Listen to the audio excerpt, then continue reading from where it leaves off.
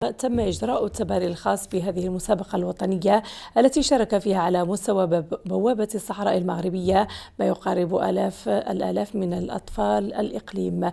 هذه مسابقة رائدة وطنيا تنظمها الجامعة الملكية المغربية لكرة القدم بشراكة مع مؤسسة ميسك ستراتيجيكس ووزارة الداخلية ووزارة التربية الوطنية والتعليم الأولي والرياضة ووزارة الثقافة والشباب والتواصل. في المتابعة حافظ محضار وجمال الخصاصي.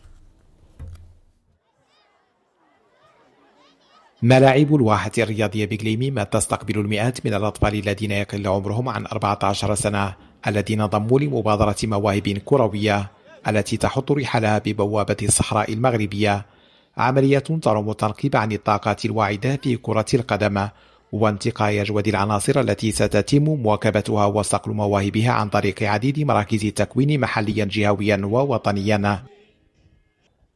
جيت سعيد بالحضور ديالي هنايا. انا جيت انا والاصدقاء ديالي باش نشاركوا في هذه القافله باش نحاولوا نجربوا الحظ ديالنا. لا تقبلنا ما بين المحظوظين. شاركت في القافله ديال المواهب ولعبنا ماتش مزيان وربحنا 2-0. اليوم جينا باش نشاركوا في قافله المواهب ولعبنا ماتش زوين انا والاصدقاء ديالي وكنتمنى نكون من المحظوظين. قافله كتواجد عندنا بجهه قلميم وادنون ونتمنى من الله ان تكون استفاده، يعني تكون اكبر استفاده من المواهب الكرويه اللي كتواجد في الجهه ديال جهه قلميم وادنون. الجامعه الملكيه المغربيه لكره القدم واضعه معايير دقيقه لاختيار المواهب، لانه هذه المواهب كذلك الا تختار ان شاء الله غتمشي الرباط وغتكون عندها واحد الفرصه كبيره لتطوير المهارات ديالها، ولما لا تعطينا واحد المنتوج كروي، واحد اللاعبين ديال الغد اللي يطعموا الانديه المغربيه ومن ثم يطعموا المنتخب المغربي ان شاء الله.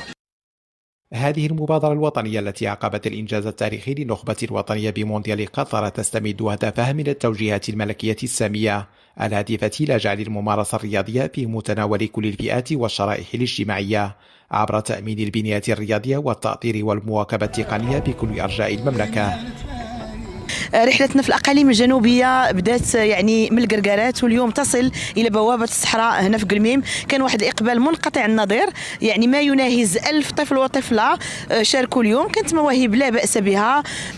كنلاحظوا أن البنيات التحتية الرياضية هنا جميلة، يعني هذه الواحة الرياضية في قلميم ممكن أنها تساعد هاد الأطفال أنهم يمارسوا رياضة كرة القدم في أحسن الظروف. تم تسخير جميع الإمكانيات ومساعدة يعني القافلة من أجل إنجاح هذا النشاط ديالها، من اجل بطبيعه الحال التنقيب على المواهب اللي كتزخر بها هذه المدينه، واللي في الحقيقه يعني مدينه لها يعني باع في مجال ديال كره القدم ولها ماضي وتاريخ عريق جدا.